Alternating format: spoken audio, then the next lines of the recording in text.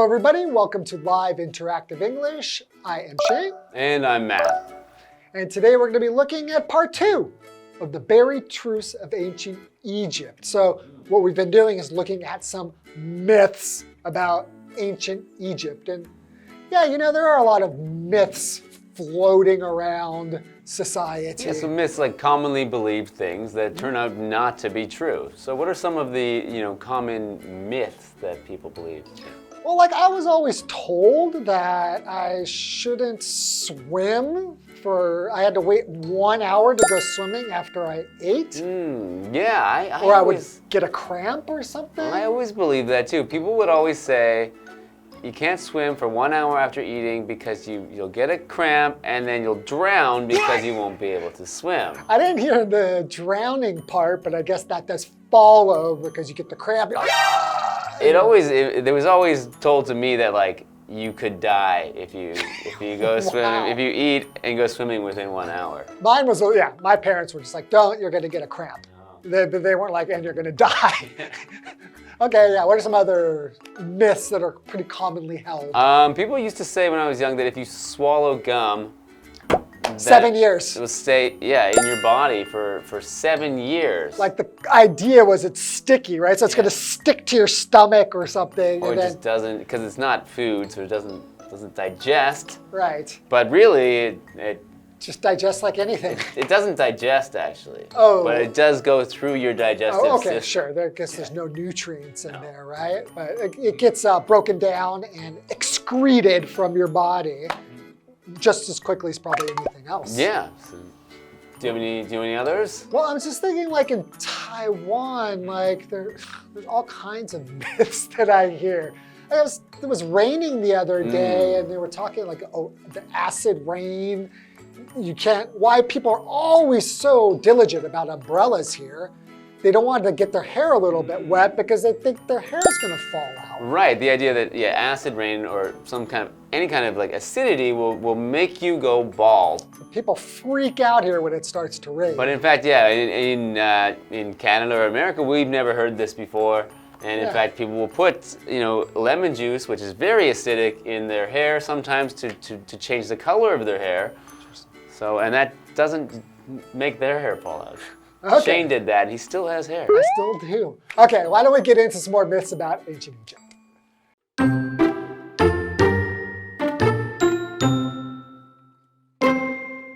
Myth: Cleopatra was Egyptian. Fact: although she is probably Egypt's most famous queen, Cleopatra was not actually Egyptian. She was part of the Greek royal family that had ruled Egypt for around 300 years. Still, she showed a great love for Egypt's customs and people, and was in fact the first of her family to learn the Egyptian language.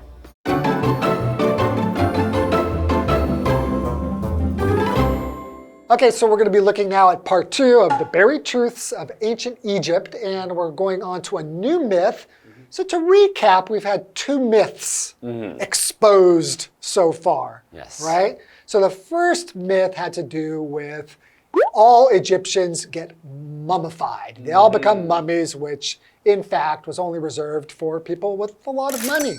Right, it's not true. Most people were just buried in the desert. Thrown into the desert. To mummies. Okay, then we had our second myth, which was that the pyramids were built by slaves.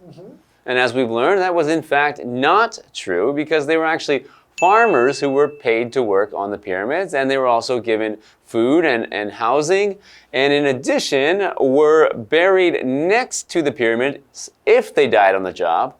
And it was an honor to be buried next to the pyramids. Right. Although I suppose they weren't being buried as mummies next to the pyramids. They weren't being mummified. They were just buried next to the pyramids. Close to it. That's good enough, right? Okay. So now we're moving on to our next myth. Okay. So myth: Cleopatra was Egyptian. Well, she was, wasn't she? I would have thought so. Huh? So fact: although she is probably Egypt's most famous queen, Cleopatra was not actually Egyptian.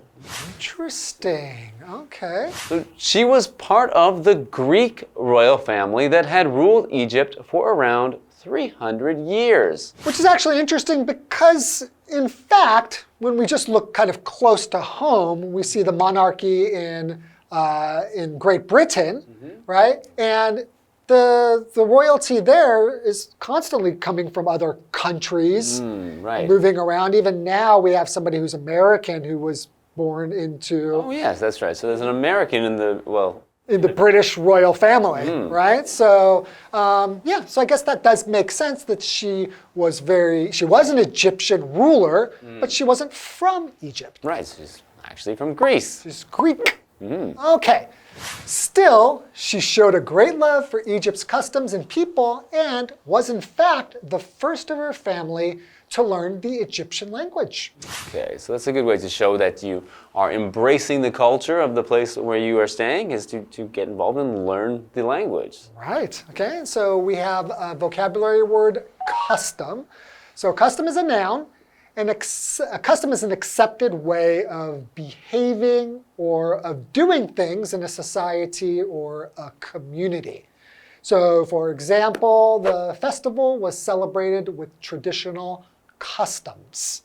Okay. It's kind of the way that you do stuff in your culture, your society. Right, so she's embraced the Egyptian customs. She's doing things in the way that the local people do them. Exactly. Okay, why don't we take a little break and get back to some more myths? Right.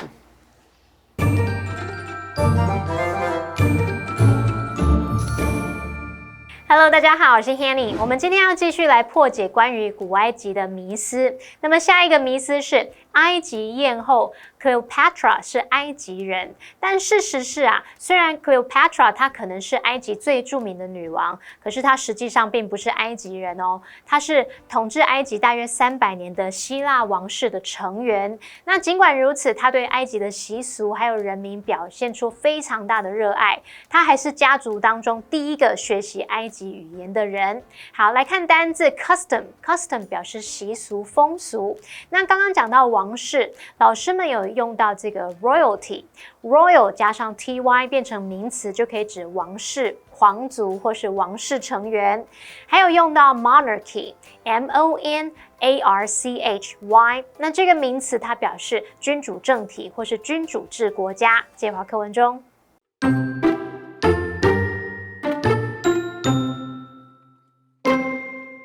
Myth. Egyptians used complex pictures to write everything. Fact. Ancient Egyptian picture writing was made up of hieroglyphs, which were difficult and time-consuming to write. As a result, complex hieroglyphs were reserved for only the most important uses, such as the writing that decorated tombs and temples. Most of the time, the ancient Egyptians used much more basic versions of the symbols, which were made up of easy-to-draw lines. The myths above are just a few of the many wrong ideas that people have about ancient Egypt. But as you can see, the facts are often no less interesting than the myths.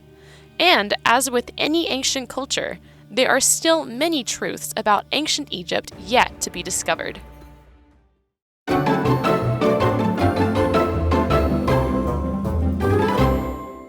Welcome back. So before the break, we learned about our third myth about ancient Egypt, which was that Cleopatra was Egyptian. And so as it turns out, she's in fact Greek. Right. So she's not Egyptian. She's part of a Greek royal family that ruled Egypt. Yeah, that was surprising to me. I was under the impression of that myth, that was not a myth, that was fact. Yeah, But okay, so let's move on to our fourth and final myth. Egyptians used complex pictures to write everything. Right, so we have all seen their hieroglyphics, right? That picture writing that they used.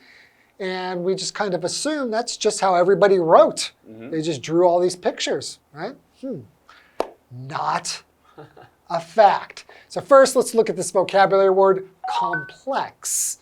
So that's an adjective. It just means made of many different things or parts that are connected, or just means difficult to understand or to do, right? So for example, the city has a complex network of roads, buses, and trains. All right, so what's the actual fact? Is the fact.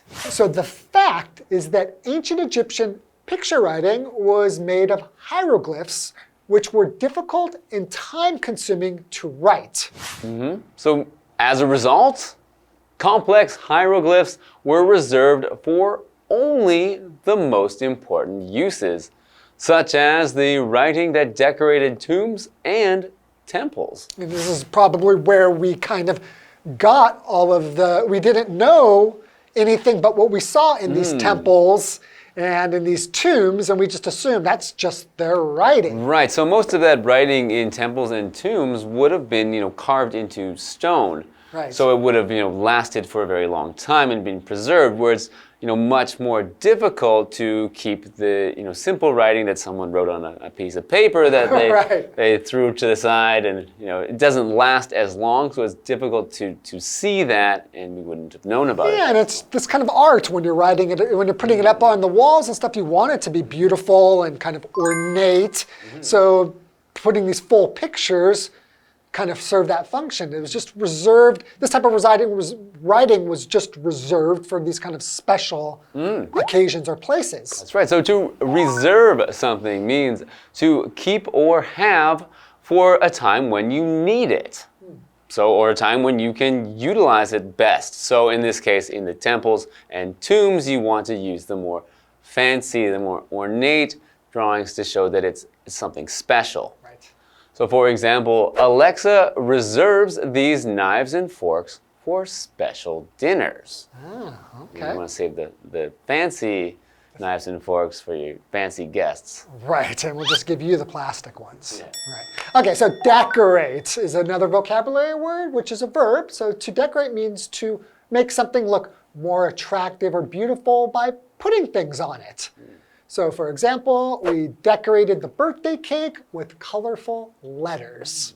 Most of the time, the ancient Egyptians used much more basic versions of the symbols, which were made up of easy-to-draw lines. Okay. Which makes sense, like if you kind of think about like Chinese writing, right? Originally, these were also pictures. But like when eventually now, they're just lines, and like simplified characters are a lot fewer lines than traditional because you just want things to be easy to write. Right. If it's too time-consuming, it's not practical. That's right. I think, if I tried to draw some of those Egyptian hieroglyphs, they would just look like basic lines anyway.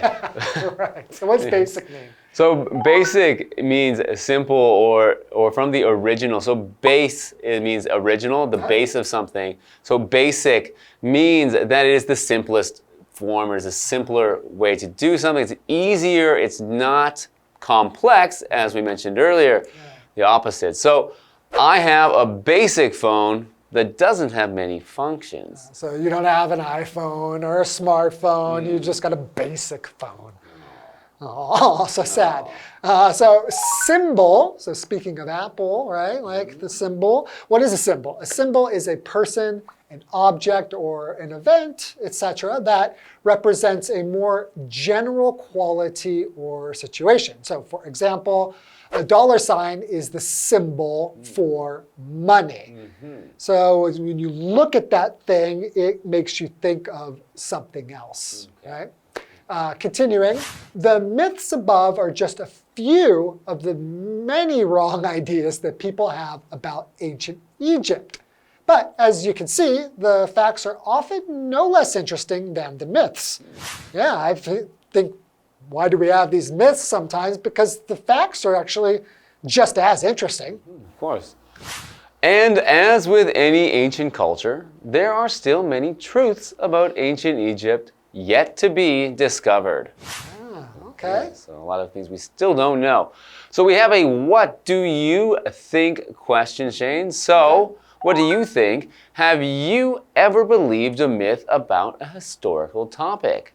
Share your experience and explain how you discovered the truth behind it. I mean, I've always heard that Napoleon, or I had always heard that Napoleon was short. Yeah. Right? And when you see him depicted in movies, he's not just a little bit less than average. They always depict him as like extremely short. Yeah. But in fact, especially at that time, he was just average height. He was like 5'7". What would that be? Like 168? He was not tall, but he wasn't particularly short. And yeah, I just was watching a documentary about Napoleon, and they said, in fact, he was average height. Okay. Yeah. But why did we hear that he was so short? Why did we always think he's a tiny man? I have no idea. They say you have a Napoleon complex. That's right. They even have short. this whole thing about this. If you're a short man, you have a Napoleon complex. Just means that you're really angry that you're so short. And you take it out on everybody else. Yes. Okay, well, that's all the myths we have for today, and we hope you enjoyed this lesson. I found out a lot of real facts. Yeah, I learned a lot, and I hope you learned just as much as we did. So see you later. See you. Take care. Bye-bye. Bye.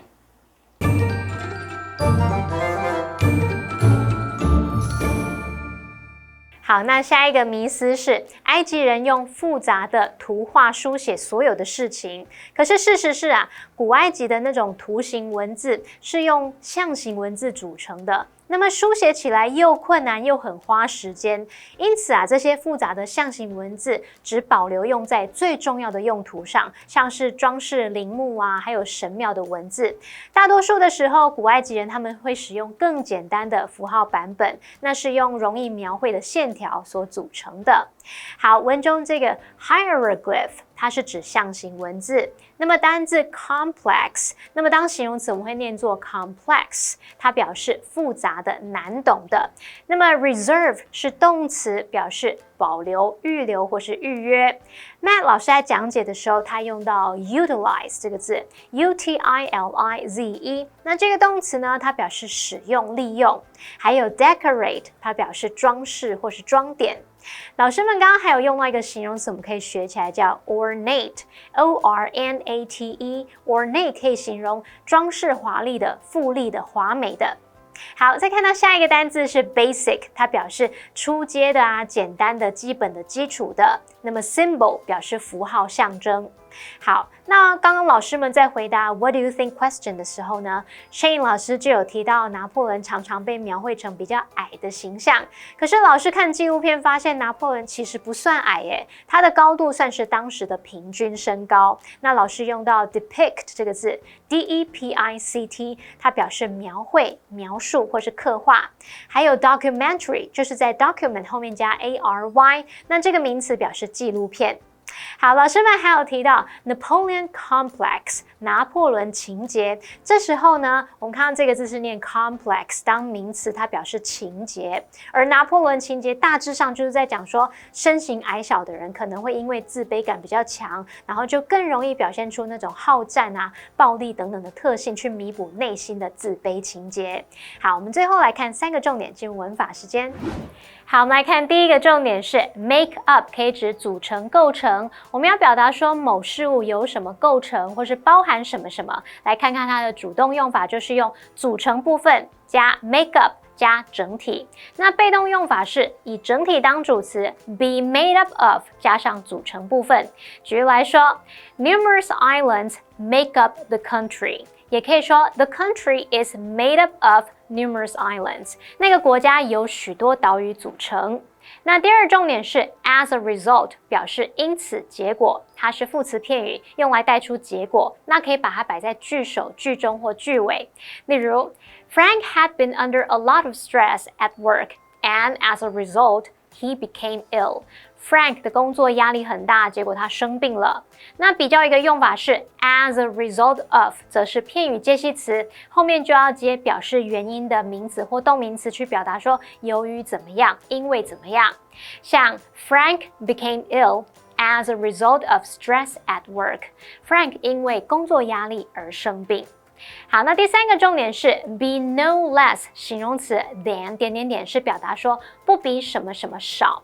no less 它是双重否定哦，然后就用来强调肯定，就相当于 be as 形容词 as 去表达说跟什么一样怎么样，不比什么什么少。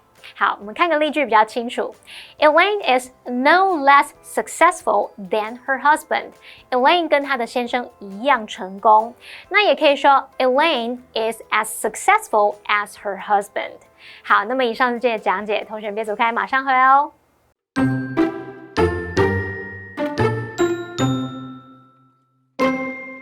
Myth: Cleopatra was Egyptian. Fact: Although she is probably Egypt's most famous queen, Cleopatra was not actually Egyptian. She was part of the Greek royal family that had ruled Egypt for around 300 years. Still, she showed a great love for Egypt's customs and people, and was in fact the first of her family to learn the Egyptian language. Myth: Egyptians used complex pictures to write everything. Fact: Ancient Egyptian picture writing was made up of hieroglyphs, which were difficult and time-consuming to write. As a result, complex hieroglyphs were reserved for only the most important uses, such as the writing that decorated tombs and temples.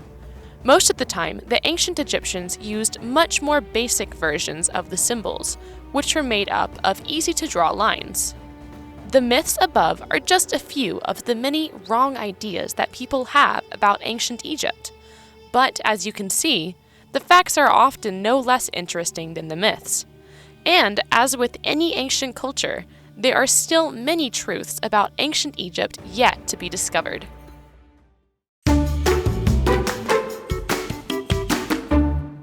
Today, we are going to talk about cold noodles.